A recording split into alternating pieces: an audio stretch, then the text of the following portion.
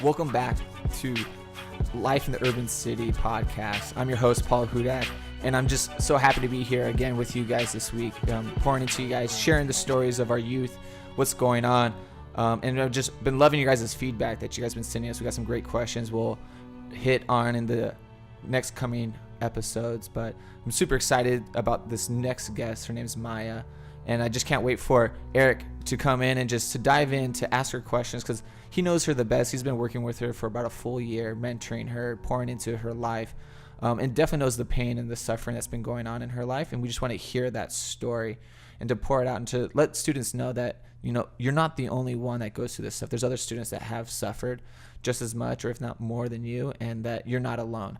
So with all being said, I just bring you Eric Vasquez and Maya. All right, man. We got our special guest, Maya, in the house. I don't think I've ever met a student like you. You are one of a kind. Can you say hello to everybody? Hello. Can you just kind of quickly tell us a little bit about yourself, man? What do you love doing? Where do you like going? Okay, I'm like a very open person, and I'm like the weirdest person ever, because people tell me I have multiple personalities, and you know what, it's true. It is. But I don't know, I like to do a lot of things. I'm not active as I used to be, but I like doing small stuff like, you know, drawing. I'm singing more now, and stuff. Yeah. And I love your personality. I was telling you in the car just on the way over that I actually miss hanging out with you, because you're always the life of the party. You know? You already know. Yeah, you know how to have fun, and your smile lights up a room. So we are definitely lucky to be a part of your life. Every time that I've sat with you and kind of heard you get personal and share that life story, it's never ceased to amaze me, like the amount of strength and resilience you have. And we want to know, where does that come from, man? So can you take us back? And as we do in our circles, we ask our students, can you share a little bit of your story? And when we say your story, can you share a little bit of the pain of your story? Okay. It all started when I was like 2 or 3, really. Because, you know, my dad, he was already married, so he cheated on his wife with my mom. So, you know, my mom, she had just found out, you know, he was lying to her. So she took her anger out on me. So she burned me on the leg with an iron on my left leg. So I still had the scar. You know, she didn't take me to the hospital for a week. Well, why would she burn you? Why would she take it out on you? Because, I don't know. My dad told me she's a, you know, tweaker or whatever. But I don't know. Like, her and I are on and off. Okay. So I haven't really talked to her in a while. So basically, I think she just did it to take her anger out on me, because, you know, to get back at my dad, because I'm his only baby girl. So but that happened. So my dad finally got full custody of me at the age like 3 or 4, and that really happened. Like, when my dad first told me that, when I was like about 7 or 8, when I finally, you know, could actually, you know, understand completely. And he showed me pictures and stuff when I was younger, like the burn and stuff, and I was like, wow, like my mom did that. So then it got a little worse when I was getting a little bit older, in 6th grade, you know. DUI, my dad getting a DUI, and I was there. I was really sad and crying, because, you know, the police were telling me, like, I'm asking them, like, you gonna take my dad to jail? You gonna take him to jail? Like, nah, we're not taking him to jail. Man, an hour later, they took him to jail. Yeah. So I had to wait till my stepmom came and picked me up. So you were, what, 11, 12 at this time? Yeah, 11 or 12, yeah. Was your dad struggling through, like, a drinking problem? Yeah, you know, he didn't want to admit that he was an alcoholic, but we all knew he was. So he did have that issue. But he claimed it was his diabetes, that his sugar was low. But it wasn't that. He was like, I'm not dumb. Yeah. But, you know, it happened. So they took his license away for a year. Right. So he had to take the bus, and every day, and he had gotten the shingles. So he blamed me for his stress. Every day, blaming me. And then that's when I was really like, okay, like, he's blaming me, I'm gonna make it up to him. So I'm putting like all this work into him, like, you know, taking care of him, walking with him to the bus stop, trying to like call my mom or my siblings, like, hey, can you pick my dad up? Like, I need him, Like, can you like drive him somewhere? So then, you know, I thought it was my responsibility to help my dad more and just like do all that, because, you know, he's older, like he's old. So yeah, that was really a hard time for me back then too. So that might have been taking us to what, 7th, 8th grade? Yeah. Now I know you're a legend, good or bad. You know, I started working at this school in Pomona, and they started telling that, you know, your name came up like out of like the history, you know, the records of history in that school. And I was like, man, they know Maya too. Yeah. So what was 7th, 8th grade like as you were kind of growing up? Wow, I was a goofball. After that, I was like, because I was more of a tomboy. Like, I didn't look like this, you know? So Look like what? What you look like now? I look good. Back then, I was not looking like this. I had acne. I was a little bit darker. I was like a little brown skin. So I didn't know how to take care of my hair. So my hair was up in buns. I was looking like a little tomboy. Okay. So I was more of a goofball, making people laugh and, you know, hanging around a lot of people. And a lot of people like me because, you know, I'm funny. The next, you know, it got a little worse at the end of 8th grade. Yeah. Because then that's when, you know, girl stuff had to start happening with me. So then my body started to change. And then, you know, boys started noticing me a little bit. But I wasn't paying attention to it. But middle school, I got caught smoking on campus. Yeah. I got suspended a lot. I had the most tardies in that school. So it was a little bad for me because I wanted to like be out there. I wanted to be noticed, you know. I wanted everybody to have like, oh, I want the attention, you know. Yeah. But that's how it was back then in middle school.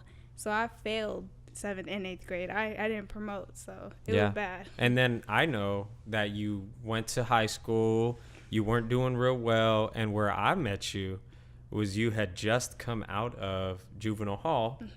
And I met you at a continuation site where I was actually facilitating some of my mentoring programs, right? Talk to me a little bit about how you ended up there. It was my freshman year at Diamond Ranch. So, I mean, I was a good kid at first. I was an honors kid. I was getting good grades. But then, like I said, my body started changing. You know, I started changing. And boys was noticing me. So then I had my first boyfriend. So then that's when it first started happening. I was acting crazy over my first boyfriend. He goes to Pomona High, but yeah, no names on this one. Okay, yeah, no names on this one. But for my first boyfriend, I ran away to go see him. So this is when, you know, everything kind of got under control. But then, you know, fast forward a little bit, I was doing a better, you know, I stopped talking to him, so I was doing better. Well, I want to pause you because I knew this other young man, and just for the other young ladies who are listening who might be in similar situations, this was a very dysfunctional relationship, correct? Yeah. Okay. And how did that get to be so crazy? Because and from what I understand, you were exposed to a lot of things as a result of that relationship, because maybe some of the things he was involved in, right? Yeah. So with that, it's like, I don't know. It's like when people treat you differently and you get a certain type of love, you're just like, wow, is this real? Is this really what love is? So when you feel like, oh, this person's going to do a lot for me, you want to do the same too. Like, you want to go out all out, you know? So that's what I started doing. I started running away. The longest I was away from home was 3 days. I was with the same kid. You know, him and I were just on drugs, running away. We was just on dumb stuff. And then it got worse. It started, you know, being weeks and then months. And then it got to the point where I got transferred out. I got kicked out of Diamond Ranch. And they sent me to Ganesha, my home school. So then he started come seeing me there. He would come take an Uber over there. And every day after school, I'm just running away to be with him. And then at the time, I didn't know that it was hurting my dad. I thought my dad was the bad guy, and he wasn't. He was just trying to help me. Right. But I didn't know back then. So it got worse. So then it got to the point where I wasn't home for like another week. And then it got to the point where my ex-boyfriend threatened to kill my dad and leave voicemails like, I'm going to kill you. So then my dad and my probation officer was like, put a restraining order on him. You know, like, do it. Yeah. It'll help her, but it didn't.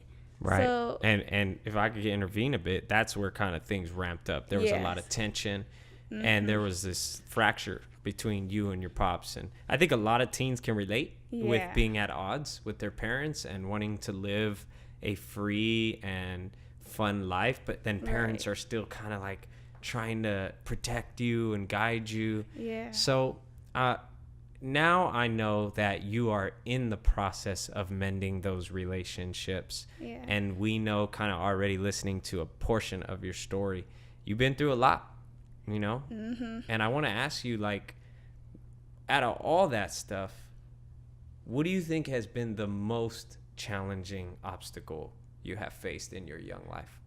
The most was when I had gotten out of juvenile hall in I think it was July when I got out the second time.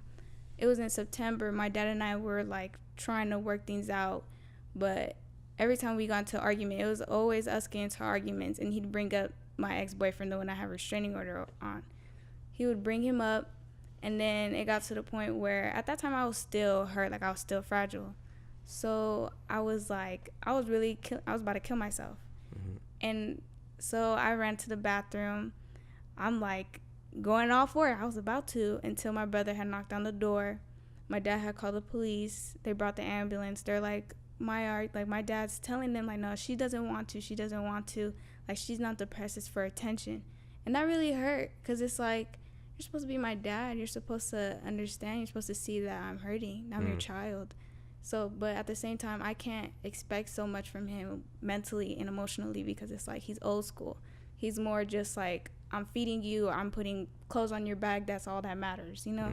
Mm-hmm. So, and that hurt me a lot. But that was most difficult because I had went to the mental hospital for like almost 2 weeks, like dealing with it. So you were 5150. Yeah. And then being in there, it's not a great It's not. place. It's not. Because it's like other people in there too are dealing with a lot of worse things than you are, but it's like you can also relate to them and listen to them.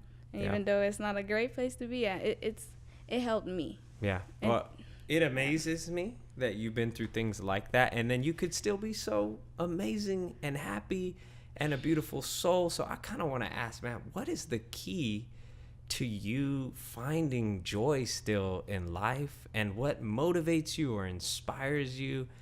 Like, what pulls you forward, Maya?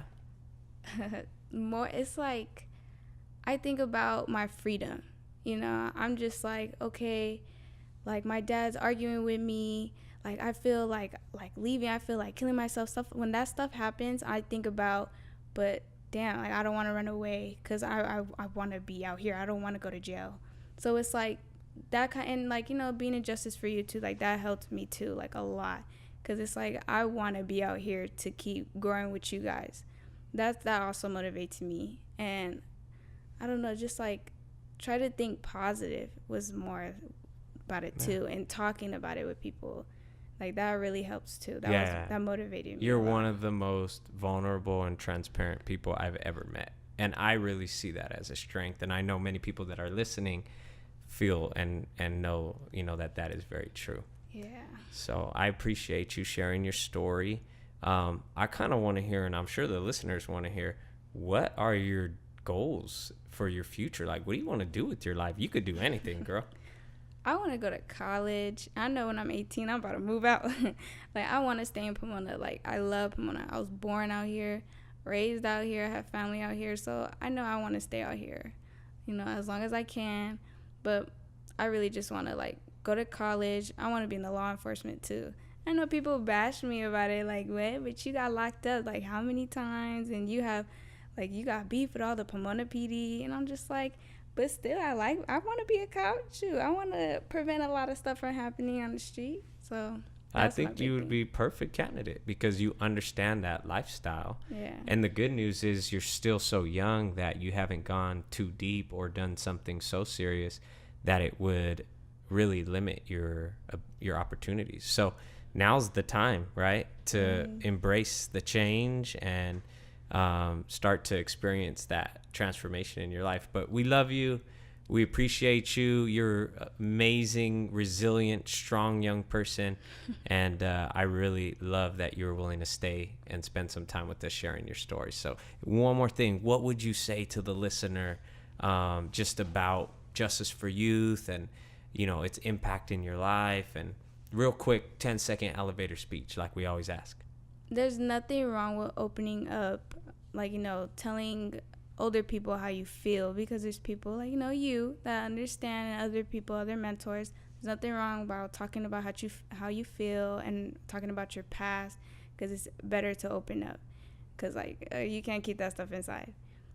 Maya, thank you so much, man, for coming out and spending time with us. We really appreciate you, and I really had a good time having you on set.